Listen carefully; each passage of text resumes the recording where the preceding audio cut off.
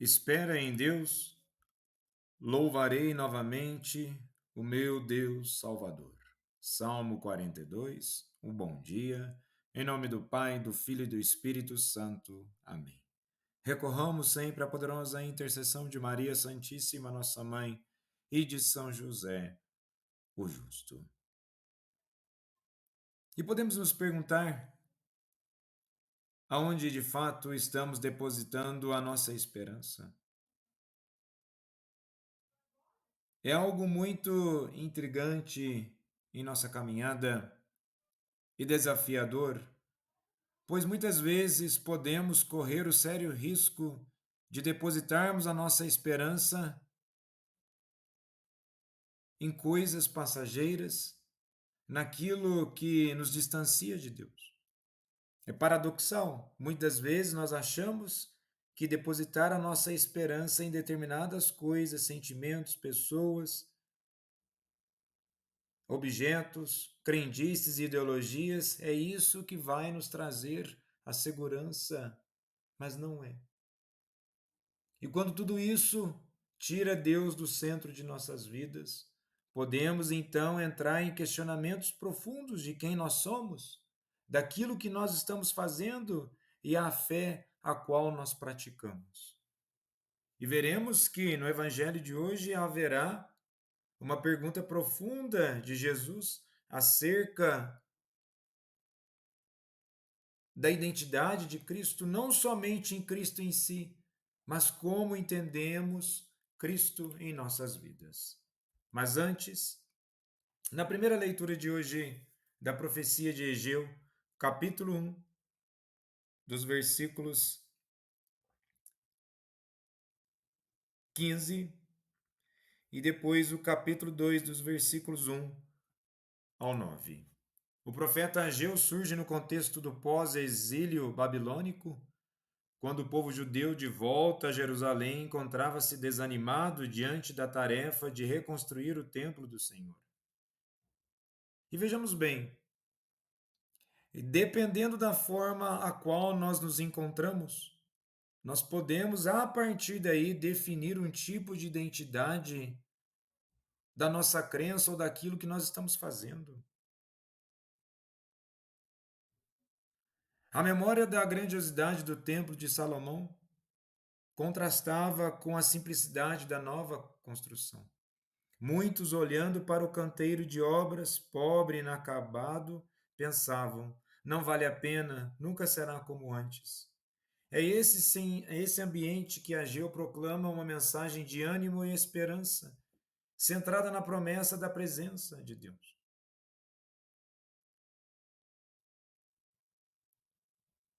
E nos versículos 1 e 3, o que está no texto?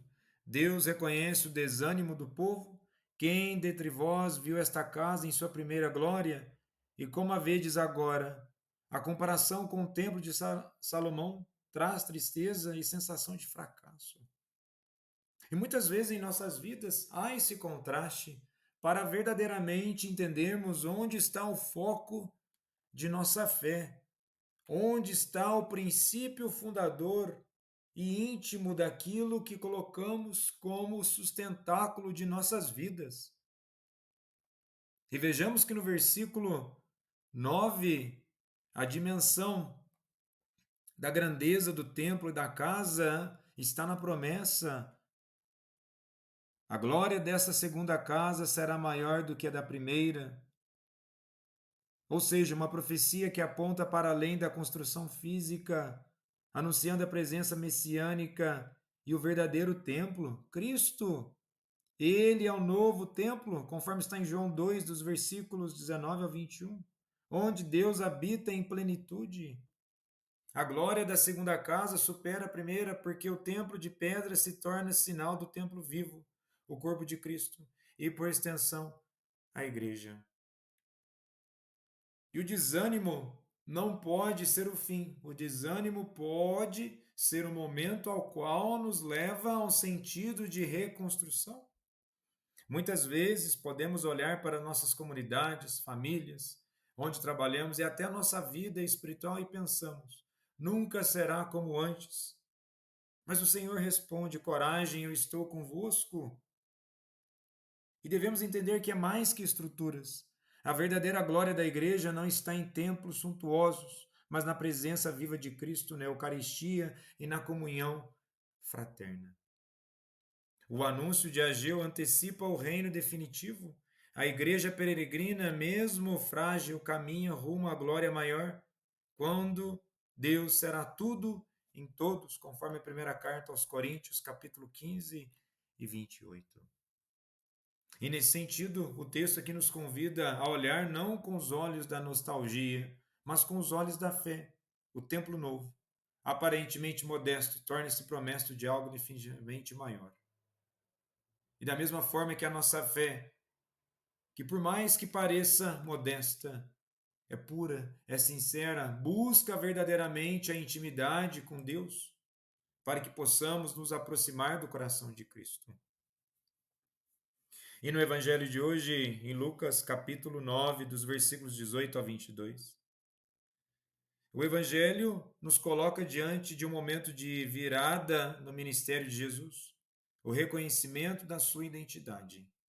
Ele não é apenas mais um profeta, um mestre moral ou um milagreiro. Ele é o Cristo de Deus, mas um Cristo que se revelará no caminho da cruz. E vejamos como o texto inicia Jesus em oração. E é interessante a identidade de Jesus em oração. Lucas sempre mostra que a oração antecede momentos decisivos. Em Lucas 3, versículo 21, no batismo. Em Lucas 6, do versículo 12, a escolha dos apóstolos. Em Lucas 9, versículo 28, a transfiguração.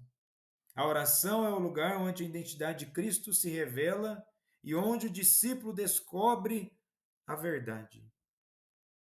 E temos um paralelo em Mateus 16, dos versículos 13 ao 20, e em Marcos 8, dos versículos 27 ao 30, narram a confissão de Pedro. Mas Lucas acentua a oração como cenário. E qual é a confissão de Pedro? Tu és o Cristo, o Filho do Deus vivo. Mas Pedro, ele não tem essa revelação do nada. É de uma intimidade com Jesus. E se Jesus está em oração, certamente os discípulos também aprenderam a orar. A pergunta é no cenário de oração, não tão somente com o olhar racional de uma dimensão ideológica, mas uma dimensão que busca verdadeiramente quem é o Cristo em nossas vidas.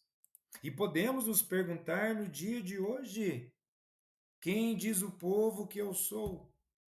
Eles responderam: uns dizem que é João Batista, outros que é Elias, mas os outros acham que é algum dos antigos profetas que ressuscitou. Mas Jesus perguntou: e vós, quem dizeis que eu sou? A pergunta é direta. Culturalmente, a expectativa messiânica era diversificada. Alguns esperavam o rei davídico militar, outros um profeta reformador, outros ainda um sacerdote purificador. Por isso as respostas mencionam João Batista, Elias, um profeta antigo ressuscitado. Isso mostra a memória viva da tradição profética de Israel, que nutria a esperança da restauração. Mas a pergunta, quando é pessoal, quem dizeis que eu sou? Jesus transfere a pergunta do plano popular para o plano pessoal. E quando Pedro responde: tu és o Cristo de Deus, ou seja, no contexto cultural, Cristo Messias significava ungido. Um termo profundo, ligado ao rei davídico, ao sacerdote e ao profeta. Pedro acerta o título, mas não compreende ainda o conteúdo do messianismo de Jesus. E nós, em pleno século XXI, nos dias de hoje, conseguimos contemplar verdadeiramente quem é o Cristo em nossas vidas? Conseguimos verdadeiramente purificar a nossa fé para olharmos de Jesus de forma mais sincera. Jesus, manso e humilde de coração, fazei o nosso coração semelhante ao vosso.